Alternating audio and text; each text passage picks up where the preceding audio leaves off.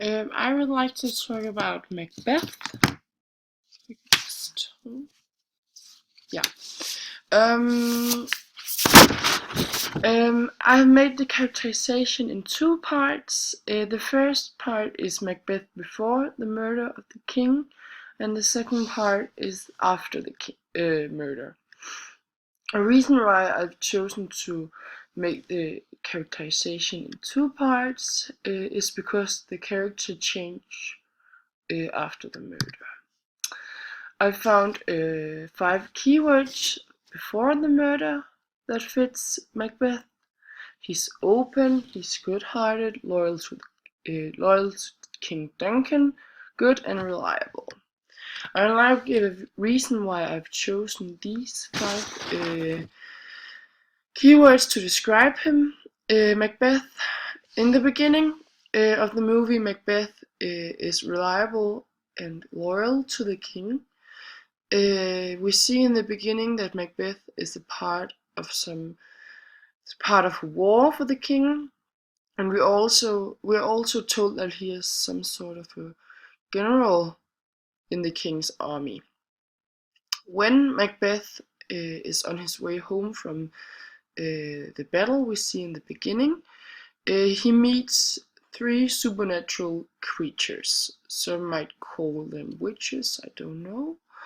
And they tell him a vision of the future, that Macbeth will become king one day.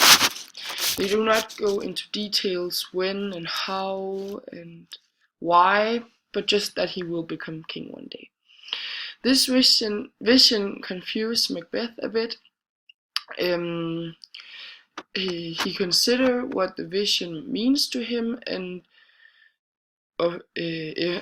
if it's ever going to come true, and what he have to do to make it come true, and if he have to do anything he don't know, because the country already has a king.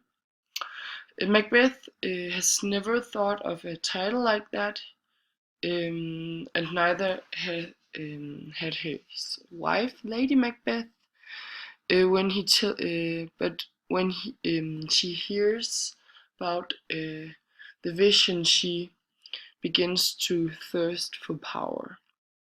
Lady Macbeth is not in doubt that Macbeth needs to kill the king when he comes to visit their village. Lady Macbeth is in contrast to her husband Macbeth, because she's evil and she has evil intention, and she also has a bad influence on Macbeth. Because Macbeth don't want to kill the king at first, but Lady Macbeth pursued him to do it. After the murder, Macbeth changed, and this is now the second part of the characterization. After the murder, Macbeth become king, and we see a clear change in his character.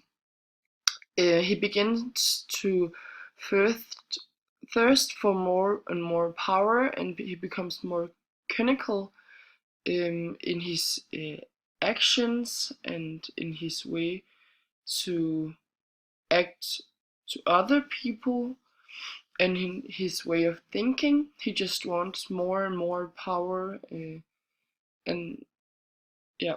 And I found some keywords that fits him after the murder. He becomes evil, cynical, and lonely. He's lonely because the only thing he wants is more power, and he's obsessed with it, and he constantly try to um, ill- in and he constantly tries to kill people if they want to take his power, and this power is the only thing he's obsessed with. And I found some themes too. Greed for power. More, he just wants more and more power. So when Macbeth at first gets some power, when he becomes king, he just gets obsessed with power. And good and evil is a theme too. We see in the beginning that Macbeth is this good character that supports the king and is loyal to the king. And on the other hand, we see Lady Macbeth, who is evil and has evil intentions and just want power. And in the end, Macbeth becomes evil too. And gender rules, gender role. Well, the woman is not under the man in this movie. Lady Macbeth represents this strong female character that strives for what she wants and pursue people to get what she wants. And the supernatural element is a theme too, because this meeting with the supernatural creatures starts it all. And if Macbeth never met these creatures, he would probably never thought of being a king.